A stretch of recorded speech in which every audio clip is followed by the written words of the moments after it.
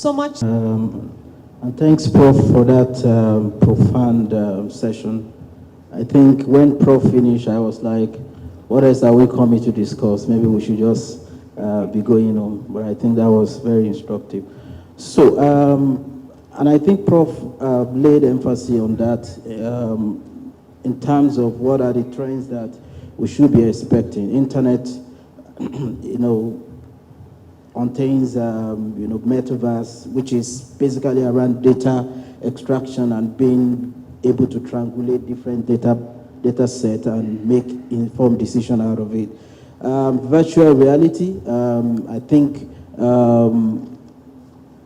Prof mentioned very clearly that this is the path to go, to start connecting with your consumers, from distance.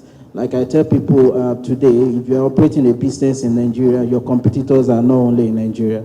We see people buying things across the world, and you need to start thinking about how do you connect with people globally, literally not expecting them to visit Nigeria before they see what you're doing. And this is what virtual reality and augmented reality, this is what this thing will be doing in the future.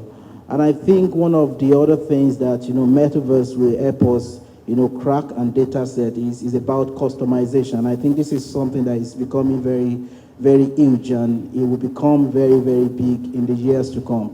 The concept of customization and personalization is becoming something that brands, companies need to start thinking about, even from an FMCG point of view. I've worked in Coca-Cola where we have about 5 years innovation pipeline, thinking about what consumers trend are looking like and start plugging in, product into that space to meet with them. And I think this trend will continue regardless of what industry or category you find yourself.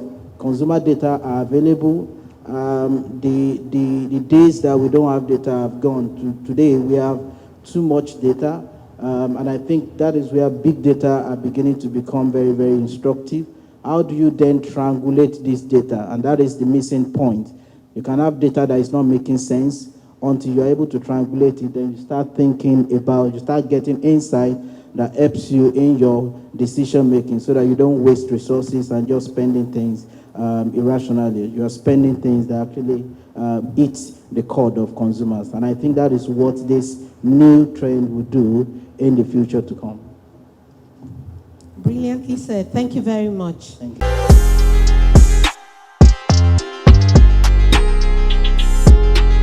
The consumer, it's difficult to track what has happened afterwards. Now, when I come to BTL, it's a more targeted approach. I'm eliciting consumer behavior at that point in time. There's a one-on-one conversation. I can literally track what happens after that. And rest assured that within that little space, even though it's not going to be widespread like what the ATL will deliver to me, but I can be rest assured that there's an effect. There's a consumer conversion at that point in time, and there's an experience with the consumer has taken away of my brand. My proposition is practically sold at that point. So I'm rest assured. And then when I take it to the digital space, which it will eventually get to, I should be convinced that there's some integration of the experience to the digitalization. So for me, I think the lines will continue to get blurry, and it's a step in the right direction, actually. It's not a disadvantage. I believe that it's a step in the right direction. I believe that it's the way to go. We keep talking about 360-degree activations. That exactly is 360. TCL is 360. So you want to ensure that the look and feel is across all. He gets to feel me, he gets to touch me, he gets to experience me across every touch point which the consumer is experiencing, and however he plans to live his life. I must be present somewhat. So for me, ATL is a lot of awareness. Yes, be aware of me. Yeah, the purpose will still be served. But BTL gives me that basic on-ground execution where he gets to experience the brand, and then digital further cements the experience. Thank you. Absolutely.